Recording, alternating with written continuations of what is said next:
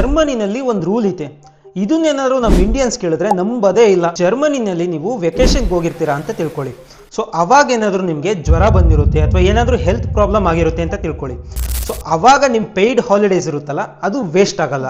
ಹೌದು, ಅದಕ್ಕೆ ನೀವೇನು ಮಾಡಬೇಕಪ್ಪ ಅಂತಂದರೆ, ಸೊ ಫಸ್ಟ್ ನೀವು ಎಲ್ಲಿ ವರ್ಕ್ ಮಾಡ್ತಿರ್ತೀರಲ್ಲ, ಹಾಸ್ಪಿಟಲ್ ಆಗಿರ್ಬೋದು, ಆಫೀಸ್ ಆಗಿರ್ಬೋದು, ಅಲ್ಲಿ ನೀವು ಫಸ್ಟ್ ಇನ್ಫಾರ್ಮ್ ಮಾಡಬೇಕು. ಎಷ್ಟು ದಿನ ಕ್ರಾಂಕ್ ಇದ್ದೀರಾ, ಯಾವತ್ತಿಂದ ಕ್ರಾಂಕ್ ಇದ್ದೀರಾ, ಎಷ್ಟು ದಿನ ಕ್ರಾಂಕ್ ತಗೊಂತಾ ಇದ್ದೀರಾ ಅಂತ. ಅದಾದ್ಮೇಲೆ ನೀವು ಡಾಕ್ಟರ್ನ ಕನ್ಸಲ್ಟ್ ಮಾಡಿ ಸೊ ಅವ್ರ ಹತ್ರ ಸಿಕ್ ಲೀವ್ ಸರ್ಟಿಫಿಕೇಟ್ ನ ತಗೋಬೇಕು. ಸೊ ಸಿಕ್ ಲೀವ್ ಸರ್ಟಿಫಿಕೇಟ್ ನ ತಗೊಂಡಾದ್ಮೇಲೆ ನೀವು ಎಲ್ಲಿ ವರ್ಕ್ ಮಾಡ್ತಿರ್ತೀರಾ ಅಲ್ಲಿ ನಿಮ್ ಸಿಕ್ ಲೀವ್ ಸರ್ಟಿಫಿಕೇಟ್ ನ ಸಬ್ಮಿಟ್ ಮಾಡಬೇಕು. ಸೊ ಸಬ್ಮಿಟ್ ಆದ್ಮೇಲೆ ನೀವು ಎಷ್ಟು ದಿನ ಸಿಕ್ ಲೀವ್ ಆಗಿರ್ತೀರಲ್ಲ, ಸೊ ನೀವು 3 days ಸಿಕ್ ಲೀವ್ ತಗೊಂಡಿರ್ತೀರ ಅಂತ ತಿಳ್ಕೊಳ್ಳಿ. ಸೊ ಆ 3 days ನಿಮ್ಗೆ ಮುಂದೆ ಯಾವಾಗಾದ್ರೂ ನೀವು ಸಿಕ್ ಲೀವ್ ನಿಮ್ದು ಉರ್ಲೋಬ್ ಪೇಯ್ಡ್ ವೆಕೇಶನ್ಸ್ ಎಲ್ಲ ಮುಗ್ದಿರುತ್ತಲ್ಲ, ಅದಾದ್ಮೇಲೆ ನೀವು ಮತ್ತೆ ಉರ್ಲೋಬ್ನ ತಗೋಬಹುದು. ಅಂದ್ರೆ ಪೇಯ್ಡ್ ಹಾಲಿಡೇಸ್ ನ ನೀವು ಮತ್ತೆ ತಗೋಬಹುದು. ಇಂಡಿಯಾದಲ್ಲಿ ಹಿಂಗ್ ಇದ್ದಿದ್ರೆ ಎಷ್ಟು ಜನ ಖುಷಿಯಾಗಿರ್ತಿದ್ರಲ್ವಾ. ಸೊ ಜರ್ಮನಿಯ ಈ ರೂಲು ನಿಮ್ಗೆ ಹೆಂಗ್ ಅನ್ನಿಸ್ತು?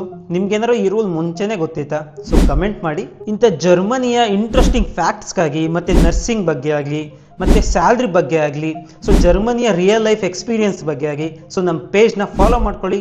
Thanks for watching guys. Like ಮಾಡಿ, ಶೇರ್ ಮಾಡಿ, ಕಮೆಂಟ್ ಮಾಡಿ. ಬಾಯ್ ಬಾಯ್.